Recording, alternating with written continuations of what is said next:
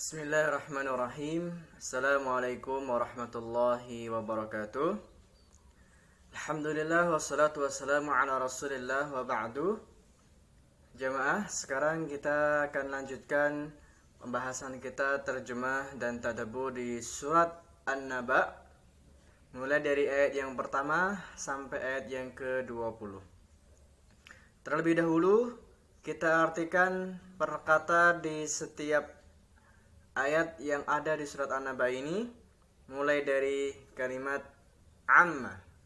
Kita artikan amma dari kata an dan ma. An bisa dari atau tentang. Ma apa? Artinya adalah tentang apa? Yatasaalun, mereka saling bertanya-tanya. An tentang, an-naba berita, al-azim yang besar, alladhi yang, hum mereka, fihi di dalamnya, mukhtalifun mereka berselisih. Dari kata ikhtilaf, perselisihan. Mukhtalifun, orang-orang yang berselisih. Kalla, sekali-kali tidak. Sa, akan. Ya'lamun, mereka mengetahui. Summa, kemudian. Kalla, sekali-kali tidak. Sa, akan. Ya'lamun, mereka mengetahui. A, apakah. Lam, tidak. Alam biasa diartikan dengan arti bukankah. Bukankah. Aslinya apakah tidak, tapi biasanya lebih tepatnya dengan kalimat bukankah. Naj'al, kami menjadikan, al-arda bumi, mihada sebagai hamparan, wa dan, jiba gunung-gunung, autada dari kata watat, jamak dari watat, artinya pasak. Wa dan, khalaqna kami telah menciptakan, kum kalian, azwaja dari kata zauj, artinya pasangan. Wa dan, ja'alna kami jadikan, naum tidur, kum kalian, subata waktu istirahat.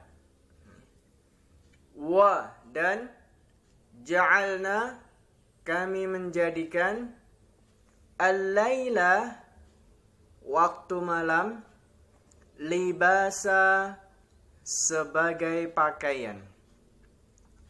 Wa dan, ja'alna kami menjadikan, an-nahar waktu siang, ma'asya dari kata ma'isyah atau dari kata aish. Kalau kita sering mendengar istilah aish karimah, aish hiduplah, asya ya'ishu. Ma'asya artinya nafkah untuk menghidupi keluarga. Atau ma'asya di sini diartikan adalah untuk mencari penghidupan. Wa dan, banaina dari kata bana yabni, membangun, dan kami telah bangunkan, fauqa di atas, kum kalian, sab'a 7, syidada dari kata syadid artinya kuat atau kokoh, wa dan ja'alna kami telah menjadikan, siraja, siraj itu artinya adalah sinar atau pelita, wahaja yang terang benderang. Baik, sekarang kita artikan secara utuh per kalimat di setiap ayatnya, mulai dari ayat yang pertama. Saya bacakan, silakan ditirukan. Bismillahi, dengan nama Allah, Ar-Rahmanir-Rahim, Maha Pengasih, Maha Penyayang. Amma yatasaalun, tentang apa mereka saling bertanya. Anin naba'il adim, tentang berita yang besar. Alladhi hum fihi mukhtalifun, yang mereka di dalamnya saling berselisih. Kalla saya'lamun, sekali-kali tidak, mereka akan mengetahui. Summa kalla saya'lamun, kemudian sekali-kali tidak, mereka akan mengetahui. Alam naj'alil arda mihada, bukankah kami menjadikan bumi ini sebagai hamparan? Wal jibala autada, dan gunung-gunung sebagai pasak. Wa khalaqnakum azwaja, dan kami telah menciptakan kalian berpasang-pasangan. Wa ja'alna naumakum subata, dan kami telah menjadikan tidur kalian sebagai istirahat. Wa ja'alna al-laila libasa, dan kami telah menjadikan waktu malam sebagai pakaian. Wa ja'alna an-nahara ma'asha, dan kami telah menjadikan waktu siang untuk mencari penghidupan. Wa banayna fawqakum sab'an shidada, dan kami telah bangunkan di atas kalian 7 langit yang kuat. Waja'alna sirajan wahhaja, dan kami telah menjadikan pelita yang terang benderang. Lanjut berikutnya ayat yang ke-14. Kita artikan perkata terlebih dahulu.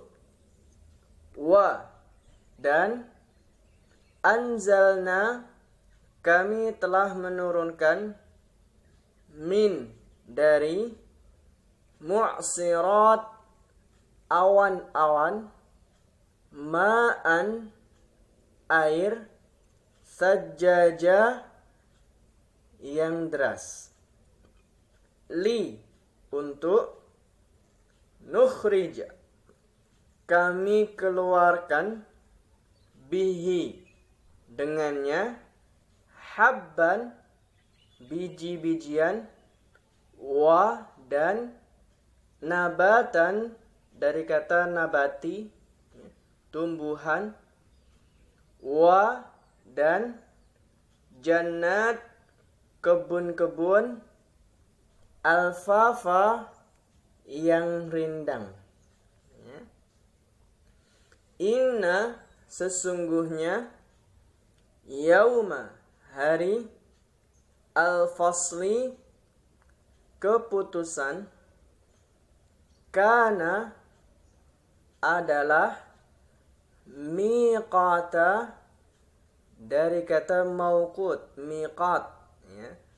Kalau dalam ibadah umroh haji ada istilah miqat, artinya sesuatu yang sudah ditetapkan. Miqat, waktu yang sudah ditetapkan.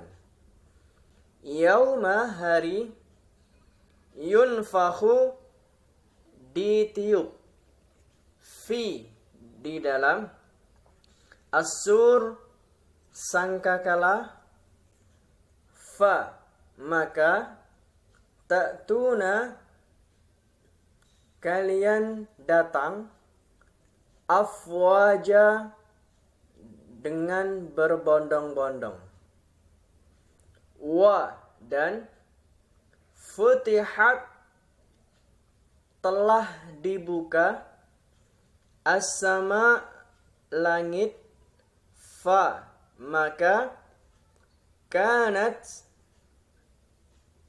adalah atau dia, abwaba pintu-pintu, dari kata bab pintu, wa dan suyirat dijalankan. Sering kita mendengar istilah sirah nabawi, perjalanan nabi. Suyirat telah dijalankan, al-jibal gunung-gunung, fa maka, kanat dia adalah, saraba fata morgana. Baik, sekarang kita akan membaca secara utuh per kalimat di setiap ayatnya dari ayat yang ke-14. Saya bacakan, silakan ditirukan.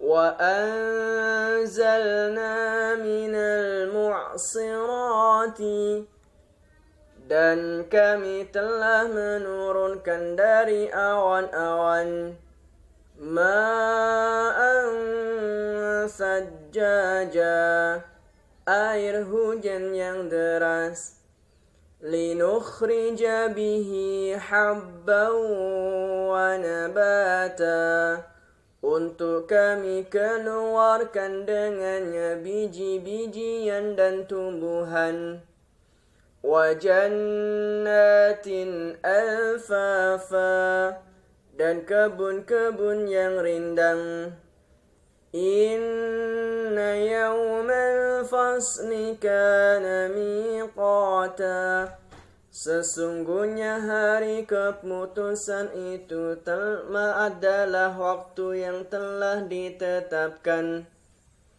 Yauma yunfakhu fis suri hari ditiup sangkakala, fatatuna afwaja maka kalian datang dengan berbondong-bondong, wa futihatis sama'u fakanat abwaba dan telah dibuka langit dan dia terdapat pintu-pintu, wa suyyiratil jibalu dan telah dijalankan gunung-gunung, fakanat saraba maka terdapatlah atau sehingga menjadi fata morgana.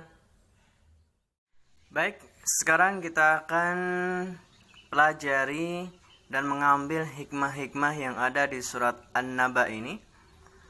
Allah Subhanahu wa taala menyebutkan di surat An-Naba ini adalah sebagai bantahan terhadap orang-orang musyrikin yang mengakui adanya Allah Subhanahu wa taala namun mereka mengingkari akan adanya hari kiamat. Orang-orang musyrik mengaku akan adanya pencipta. Mereka mengenal Allah Subhanahu wa taala, dan dalil-dalil dalam Al-Qur'an cukup banyak Allah sebutkan, di antaranya misalkan wala in sa'altahum man khalaqas samawati wal arda la yaqulunna Allah. Dan sesungguhnya kalau kalian tanya kepada mereka siapa yang menciptakan langit dan bumi, maka pasti mereka akan menjawab Allah yang Maha Mencipta. Nah, jadi orang-orang musyrikin mereka ternyata mengakui akan adanya Allah sebagai pencipta, namun tidak mengakui akan adanya hari kebangkitan. Oleh karenanya, di antara orang-orang musyrikin mungkin ada banyak yang mereka namanya Abdullah, ya, hamba Allah, ya. Tapi mereka dalam kondisi musyrik, ya. Nah, ini yang menjadi pembahasan di dalam surat An-Naba ini, ya. Kemudian yang berikutnya di sini Allah sebutkan amma yatasaalun, tentang apa mereka saling bertanya. Anin naba'il azim, tentang berita yang besar. Apa yang dimaksud berita dalam ayat ini? Ada 3 penafsiran yang disampaikan oleh para ulama. Yang pertama adalah berita tentang Al-Quran. Karena ada dalam surat Shad ayat 67 disebutkan Qul huwa naba'un azim. Katakanlah bahwa berita itu, maksudnya adalah Al-Quran, adalah berita yang besar. Jadi mereka berselisih tentang Al-Quran. Kemudian sebagian yang lain juga menyebutkan Naba'ul Azim adalah kerasulan Nabi Sallallahu Alaihi Wasallam. Jadi mereka orang-orang musyrikin mereka mengingkari kenabian Nabi Sallallahu Alaihi Wasallam. Meskipun mereka mengenal dan menggelari Nabi sebagai Al-Amin, orang yang sangat amanah dan dipercaya. Dan pendapat yang ketiga, para ulama menyebut bahwa naba, berita di sini adalah hari kiamat atau hari kebangkitan setelah kematian. Nah, maka kalau kita cermati konteks ayat yang Allah Subhanahu wa taala sebutkan setelah ayat ini berbicara tentang hari kebangkitan. Sehingga pendapat yang lebih kuat dari 3 pendapat ini, bahwa yang dimaksud dengan Naba'ul Azim, berita yang besar, adalah berita dahsyat tentang hari kebangkitan pada hari kiamat. Ya. Kemudian Allah melanjutkan alladzihum fi mukhtalifun, yang mereka saling berselisih di dalamnya. Ya. Mereka melakukan satu perdebatan tentang berita besar ini, yang sehingga mereka membuat berselisih. Ada yang sekedar menyangka akan adanya hari kebangkitan namun tidak meyakini. Ada yang meyakini akan adanya hari kebangkitan, mereka itulah orang kaum muslimin. Ada pula yang benar-benar mengingkari akan adanya hari kebangkitan, yaitu mereka kaum musyrikin Arab. Dan inilah yang kemudian mereka nyatakan, sehingga Allah sampaikan kalla saya'lamun summa kalla saya'lamun. 2 ayat berturut-turut dengan kalimat yang cukup mirip. Sungguh mereka pasti akan mengetahui akan adanya hari kebangkitan itu. Suatu saat nanti mereka pasti akan mengetahui. Kemudian di ayat-ayat yang selanjutnya Allah Subhanahu wa taala ingin menyebut perkara-perkara yang berkaitan dengan penciptaan alam. Di antaranya kenikmatan-kenikmatan yang Allah berikan kepada orang-orang musyrik. Dan ini menunjukkan bahwa betapa Allah Subhanahu wa taala Maha Kuasa ketika Dia sudah berkehendak untuk menciptakan alam semesta ini yang cukup besar ini saja mudah, apalagi hanya membangkitkan manusia dari alam kuburnya, dari tulang belulang yang sudah berserakan. Maka di antara nikmat yang Allah sampaikan kepada kita mulai dari ayat yang ke-6 adalah alam naj'alil arda mihada. Bukankah kami telah menjadikan bumi ini sebagai hamparan? Para ulama tafsir menafsirkan dengan mumahhadan, artinya dipersiapkan. Jadi bukankah kami menjadikan bumi ini dalam kondisi yang telah dipersiapkan sehingga manusia mudah untuk menempatinya, mudah untuk bercocok tanam, dan mudah untuk menjalani kehidupan. Di sebagian qiraah yang lain dibaca dengan mahdan, artinya kasur yang disiapkan untuk bayi agar bayi tersebut tidur di atasnya. Sehingga demikian pula Allah menyiapkan bumi ini dengan segala fasilitasnya agar mudah untuk ditempati oleh manusia. Lalu Allah menyebutkan wal jibala autada, dan juga bukankah Allah Ta'ala menjadikan bumi-bumi ini sebagai pasak? Autad itu artinya adalah pasak. Seperti kita ketika ingin mendirikan kemah atau tenda, ya, maka ada semacam paku atau pasak yang harus kita tancapkan terlebih dahulu supaya tenda itu bisa tegak. Dan biasanya apa yang terlihat, yang nampak dari pasak itu hanya sedikit. Yang menancap ke bumi itu ternyata cukup panjang, ya. Gunung-gunung yang Allah ciptakan di muka bumi ini pun ternyata juga demikian. Jadi hanya sepertiga bagian saja yang nampak di atas permukaan bumi. Adapun di dalam bumi ternyata begitu besarnya. Nah, inilah gunung yang Allah ciptakan di muka bumi ini sebagai pasak, ya. Kalau tidak ada gunung, maka bumi pasti akan hancur, ya. Karena bumi sendiri harus ditopang dengan gunung-gunung yang itu menjadi pasaknya. Lanjut berikutnya Allah mengatakan wa khalaqnakum azwaja, dan sungguh kami telah menjadikan manusia itu berpasang-pasangan. Sehingga ini merupakan nikmat Allah. Allah menjadikan setiap makhluk berpasang-pasangan. Dalam surah Az-Zariyat juga disebutkan wa min kulli syai'in khalaqna zawjain, dan segala sesuatu kami jadikan berpasang-pasangan. Para ulama menyebutkan tentang faedah Allah menciptakan segala sesuatu berpasang-pasangan, yaitu yang pertama, Allah ingin menjelaskan bahwa Dialah Allah Maha Esa, tidak butuh yang namanya pasangan.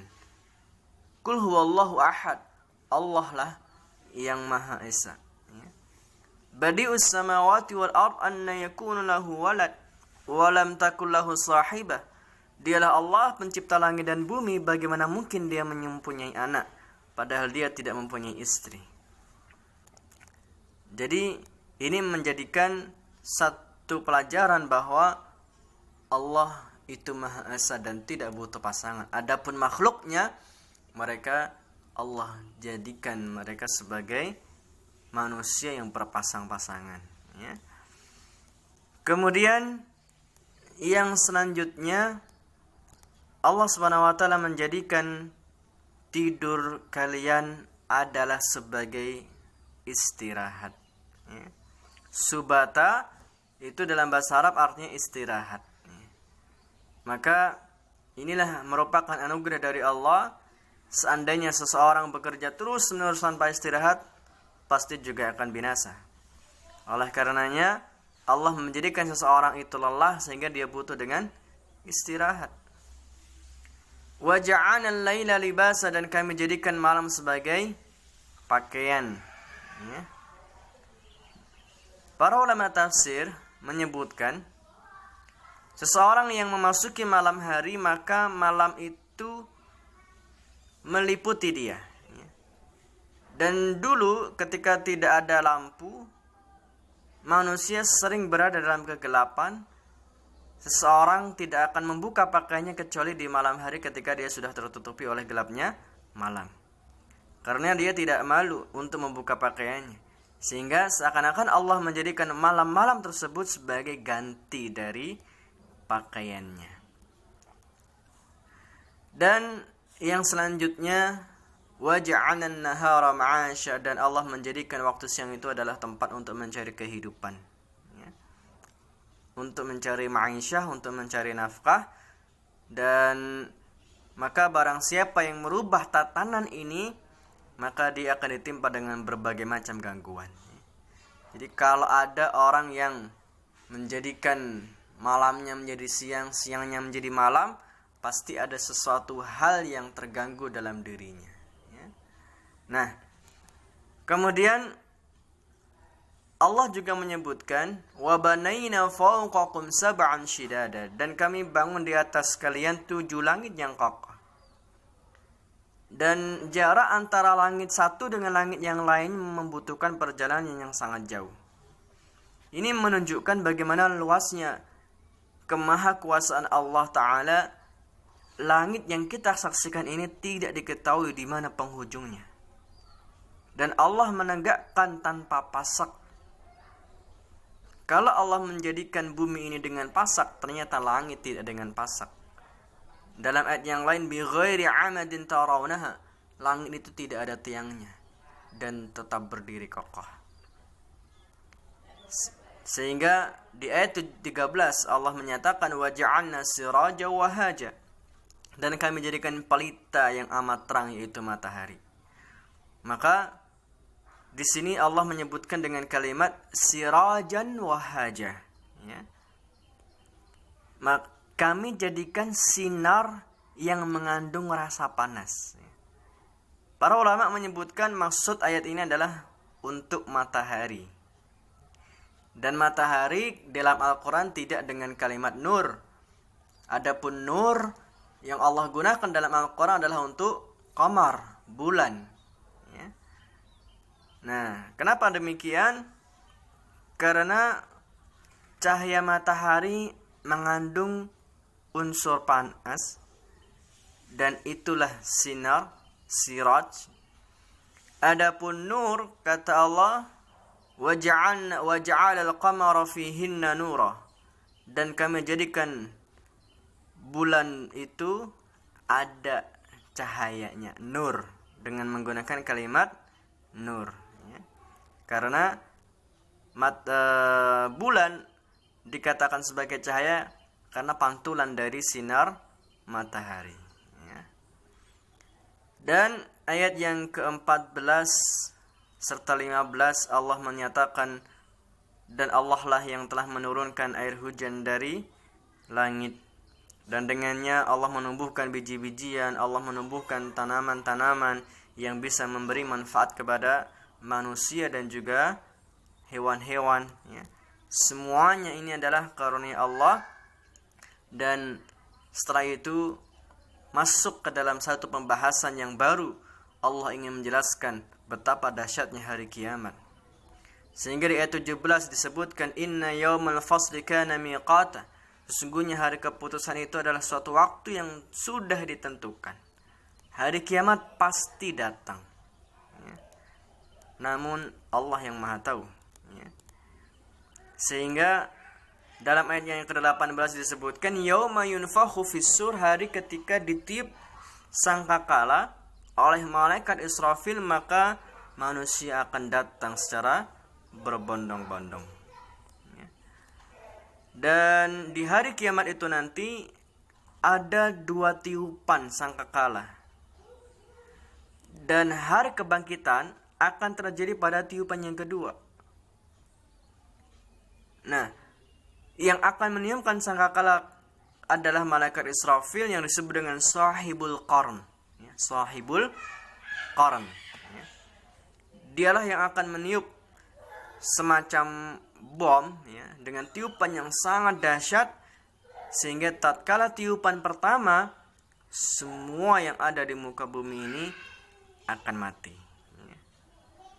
Barulah kemudian malaikat Israfil meniup sangkakalanya yang kedua, dan itulah hari kebangkitan. Dalam ayat ini Allah menyebut bahwa kebangkitan itu dengan tiupan yang kedua, dan jarak antara tiupan pertama dengan tiupan yang kedua adalah 40 kata Nabi. Namun tidak disebut apakah 40 hari atau 40 bulan atau 40 tahun. Karena perawi lupa apa yang didengar oleh Nabi Shallallahu Alaihi Wasallam. Hanya saja Nabi berkata jarak antara tiupan satu dengan tiupan yang kedua adalah sebanyak 40.